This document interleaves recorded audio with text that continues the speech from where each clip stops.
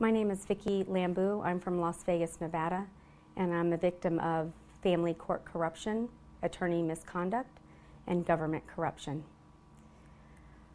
About 4 years ago, I decided to become a foster adoptive resource. I love children, loved being a mom, and I thought I was going to be a part of a system that was actually interested in helping children and families, and I wanted to be a part of the solution, not a part of the problem.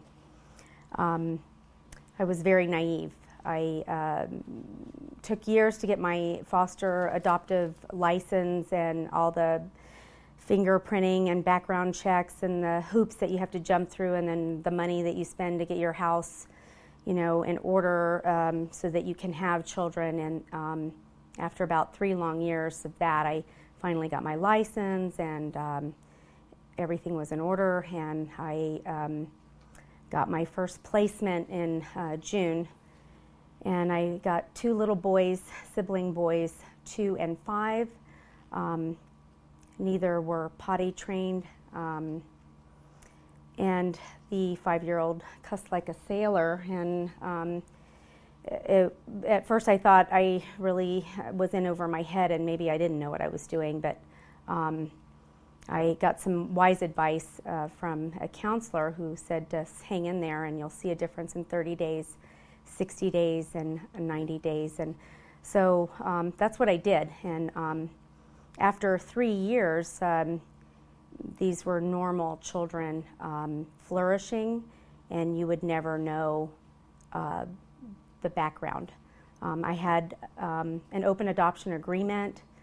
We were to be a forever family, so I thought, and I was in good relationship with the biological family, so I thought.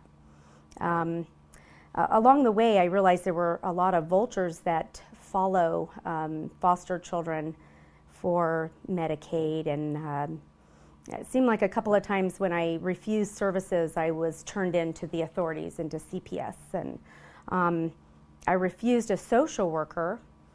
Her name is Donna McNeese, and she wanted to have the children and be their personal therapist and BSR, BST worker. And when I said, no, I really don't need your services, we're fine where we're at, then again, I was turned into CPS, and false allegations were made against me and the children.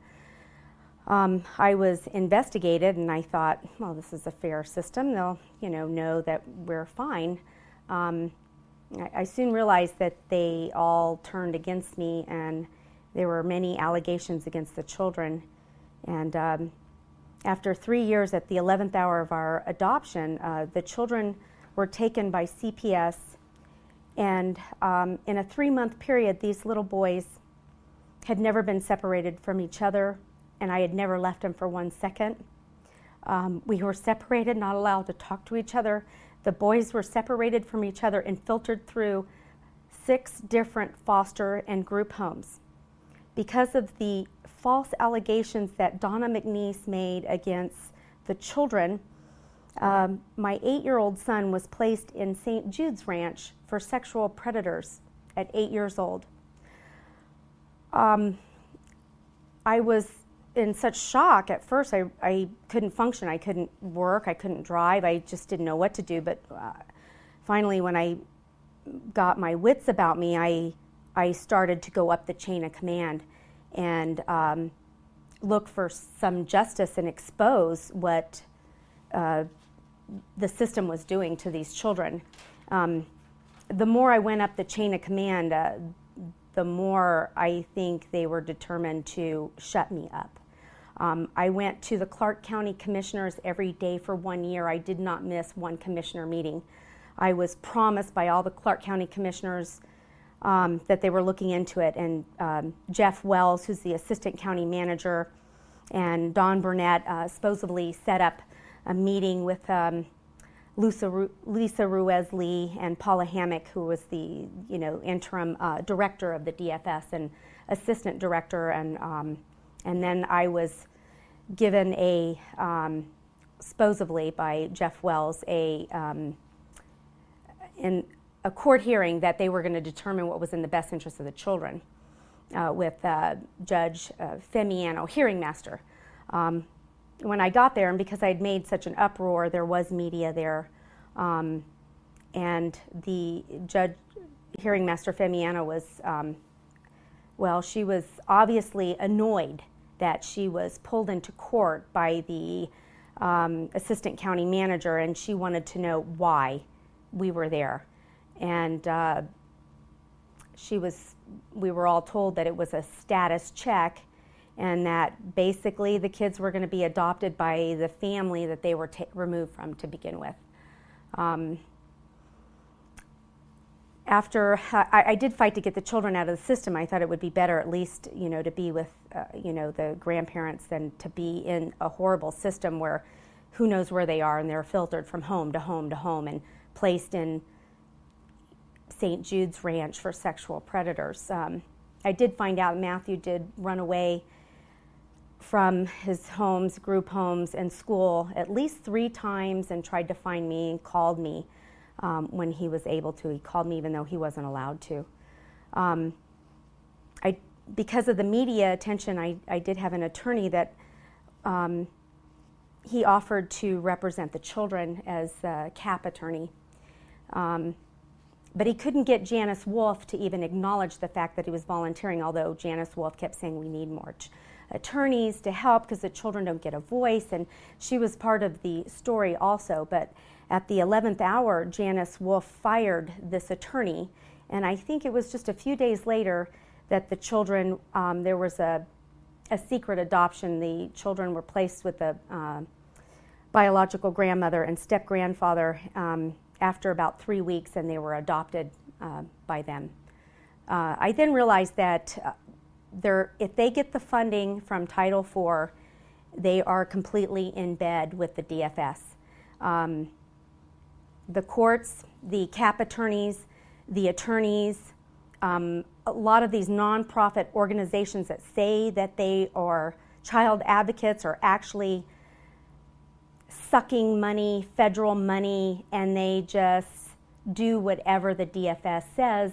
And even the other therapists for the children, Kathy Wilds, I got a therapeutic goodbye visit with the children where she said, it was your last visit, you will say goodbye. And I said, I will not, I refuse. And I called the director at that time. But she announced to me, she says, I want you to know that at least I'm advocating for these children. And since they've had so many losses and they've lost you and each other, I'm advocating that I stay the same in their life, that Dr. Kithis stays the same in their life, and that Mojave Mental Health stays the same in their life. And I said to Kathy Wells, I said, shame on you.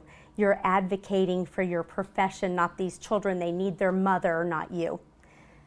Then I realized Mojave Mental Health does not flourish and profit off of healthy, well-adjusted children. So they are part of this human trafficking and slavery. Let's keep our children in foster care, and the more they're screwed up, the better, because we can just pop some pills in them and medicate them.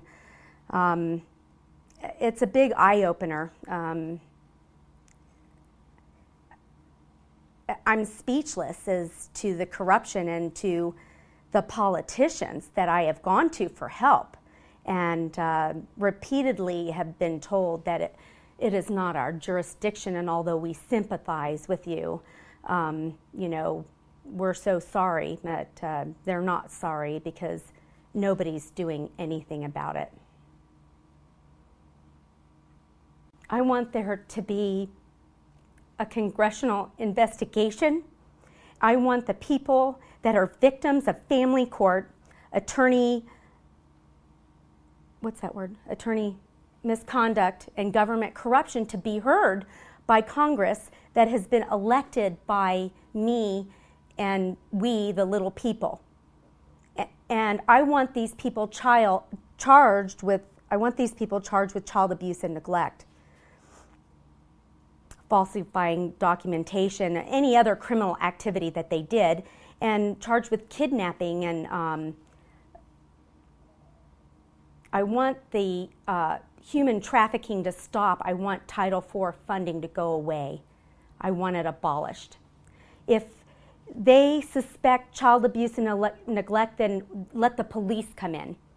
Let the police come in. But to have this system that on hearsay, that if I piss off my neighbor, they want to call CPS on me because maybe my dog pooped in their front yard, and CPS comes and without, because they said so, your children are gone, never to be seen again.